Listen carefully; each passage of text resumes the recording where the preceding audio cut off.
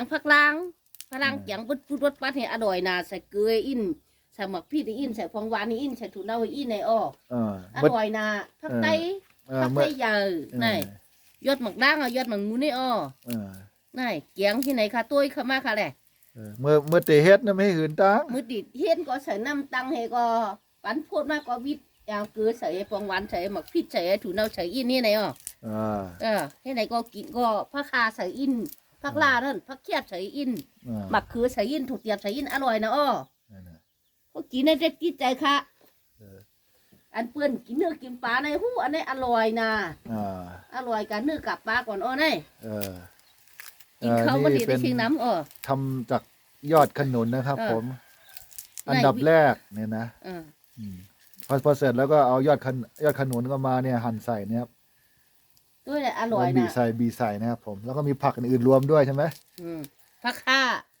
ผักแคบนี่มีมีตำลึงยอดตำลึงนะครับแล้วก็มีในรู้ผักหวานกระถินแล้วก็ผักหวานนะครับผมผักหวานนี่ผักล่าผักหวานถั่วเตียบแล้วก็มีถั่วนะครับอร่อยขนาดอันดับแรกก็เอาหม้อตั้งเอาน้ำใส่นะครับพอน้ำเดือดหน่อยก็เอาเกลือใส่ผงหวานใส่เอาผงชูรสใส่ถั่วเน่าใส่เอาถั่วเน่านะครับถั่วเน่าที่เป็นผงนะครับถั่วเน่าผงอันที่เขาไปปิ้งไฟแล้วตำเป็นผงเอามาใส่นะครับพอหมักพริกใส่อิน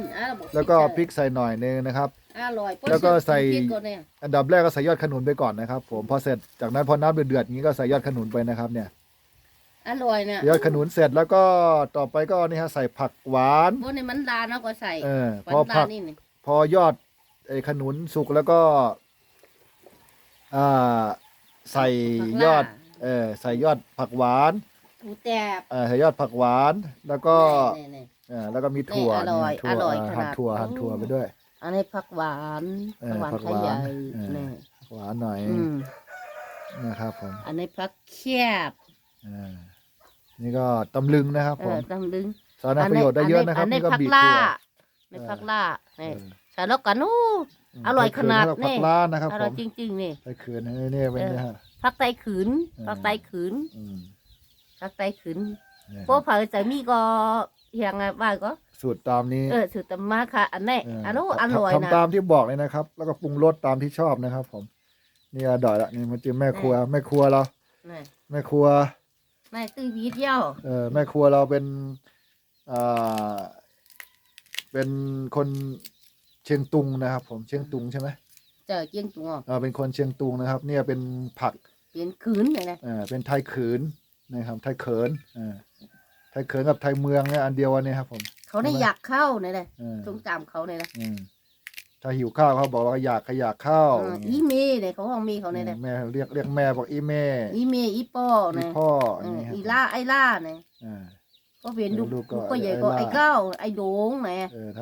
ถ้าเขาเรียกลูกคนโตก็เรียกไอ้หลงไอ้เก้าไอ้เก้าลูกคนกลางไอ้สามเลยคนกลางเรียกไอ้สามก็ดึกดุนมุดก็ไอ้ล่าเนี่ยถ้าลูกคนเรียกเขาเรียกว่าไอ้ล่านะครับพอผู้หญิงก็อีล่าเนี่ยถ้าเป็นลูกผู้หญิงก็เรียกอีล่านะครับว่าเกิดวันจันทร์ก็อีจันเนี่ยก็โอ้โหเขาว่าไปนะเกิดวันจันทร์ก็ได้ชื่ออีจันนะครับถ้าเกิดวันจันทร์หลายคนก็อีจันเหมือนกันหมดก็เกิดวันพัดก็อีพัดเนี่ยเกิดวันพัดก็เรียกว่าชื่อกันว่าอีพัดนะครับผมเกิดวันอังคารก็อีการเนี่ยเกิดวันอังคารก็เรียกอีการเนี่ยครับก็เกิดวันอย่างเกิดนั่นเราก็อีเหล่าเนี่ยนะถ้าไปเกิดในป่าครับผมในป่าเขาเรียกอีเหล่านะครับผมไอเหล่าเหล่าในป่าถ้าเป็นผู้ชายโซนเนี่ยนะ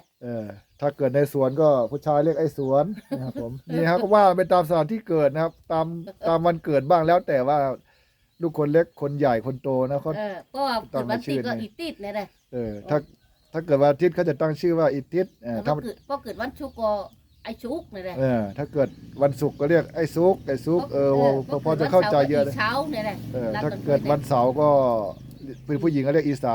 ผู้ชายไอเฉาผู้ชายเขาจะตั้งชื่อว่าไอเสานะครับผมไอติดเนี่ยไอติดเนี่ยถ้าเกิดที่บ้านถ้าเกิดวันเสาร์เนี่ยก็จะชื่อว่าผู้หญิงเรียกอีเสาผู้ชายชื่อว่าไอเสานะครับผมตามนี้นะดูผักกาดแกงแล้วใกล้สุกแล้วนะครับผมผักล้างยอดมันงุ้นผักยอดขนุนนะครับยุกมือมากเนี่ยยกแต่เรียก ต้มยอดขนุนนะครับผมน่าจะอร่อยดูว่าต้องกินร้อนๆนะครับถึงจะอร่อยข้าวร้อนๆกับร้อนๆนะครับผมนี่อาหารเหมาะสำหรับคนกินเจนะคนกินเจคนที่ไม่ชอบกินเนื้อกินปลานะครับอันนี้เหมาะมากเลยกินเจที่ยกเว้นเนื้อสัตว์นะครับผมเอาถั่วแล้วคราวนี้เอาถั่วใส่เข้าไปครับคราวนี้ยอดขนุนอ่อนก็เริ่มสุกแล้วคราวนี้ก็เอาถั่วใส่เข้าไปก็ไม่ก็ผมไม่กั้มเลยนะแล้วปิดฝาไว้สักพักนะครับผมกั้มก็ใส่เทียมเลยแล้วค่ะดับต่อมาก็มาใส่นะครับผมใส่ยอดตำลึงแล้วก็ใส่ยอดตำลึงนะครับผมแล้วก็กระถินไม่ใช่กระถินนะครับชะอมนะครับใส่ยอดตำลึงแล้วก็ชะอมนะครับผมใส่ไปแล้วไม่ดีผมไม่กั้มแล้วก็ปิดฝาไปให้มันสุกๆนะครับตกค่ะตอนนี้ก็สุกแล้วนะครับผมวงออกแล้วอันนี้ก็หม้อลงแล้วเหลือคันนี้สุกเรียบร้อยอร่อยอันนี้เหลือขั้นตอนการกินนะครับ